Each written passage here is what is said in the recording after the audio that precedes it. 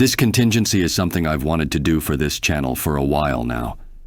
But up until now, I had difficulty bringing myself to go through with it. A man who may need no introduction, but I'm going to do one anyway. Agamemnon Contingency, Hog Hunt. There are many names that will come to mind when you mention the world of Minecraft. Captain Sparkles, Dream, maybe even Filza. But above them all, there's one name who anyone who'd even watched a Minecraft video will know. The wielder of the Axe of Peace, Technoblade, had cemented himself as both a loyal friend to those closest to him and a dangerous enemy to anyone who would cross him. Technoblade has honed his skills in combat through grueling training on the battlefield. A death-defining battle in the sky known as Bed Wars, Technoblade had the skills required to amass a win streak of over 1,500 victories. But skill alone cannot get one through every battle. Fortunately, Technoblade is also equipped with some of the strongest equipment one could get their hands on. Wearing fully enchanted netherite armor, Technoblade is not only capable of sustaining large amounts of damage, but it also seems to prevent him from drowning, as long as he has a steady supply of food at least. As for weaponry, I have mentioned the Axe of Peace, likely his most powerful weapon, one that even Dream feared enough to lock away. With it, there is no one who could prove his equal. He also has a sidearm known as a trident, one which, while also capable of dealing damage, Technoblade would use primarily for quick movement.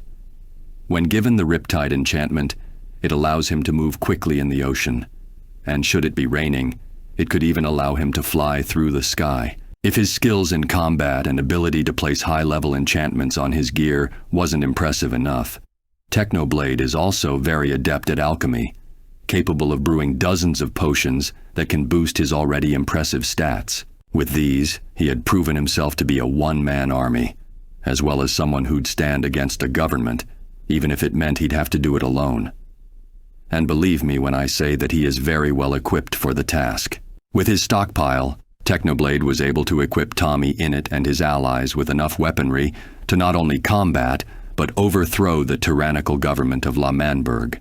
But when he witnessed them preparing to create another government to replace the last, Technoblade refused to allow history to repeat itself. So he turned against his allies and showed just how powerful he was, summoning dozens of powerful monsters known as Withers, one of the most powerful entities of the world, and yet they followed his command. Not that he needs them to prove his strength, as one time a group of combatants combined their strength in hope of defeating Technoblade for the damage he'd caused. And yet, even with a 4-on-1 advantage, Technoblade was far too powerful for them to handle. If not for one of them holding his horse hostage, they all would have likely died that day. And yet, even with his capture, even with him being held captive under an anvil which would be used to execute him, Technoblade would not only survive the execution, but he'd also get back at the man who'd threatened his horse.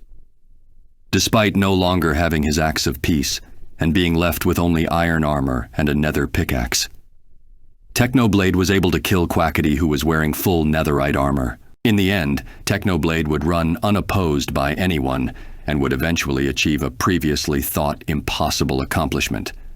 As written by Technoblade himself, "Having abolished all governments of man, I have ascended to heaven to take on the kingdom of God. As of this moment he has not returned, though I believe that in time he will come back down to wipe governments from the world once again. And to be fair, I'm not entirely sure if that's something I should stop. But there is one thing that I should mention, a certain quirk to Technoblade that has brought me some concern. You see, there is a specific group that Technoblade seems to target for a reason I can't quite explain. As stated by himself, Technoblade is the self-proclaimed second worst thing to happen to orphans. I'm not sure what sparked this hatred, but I cannot allow him to bring harm to future potential innocent children.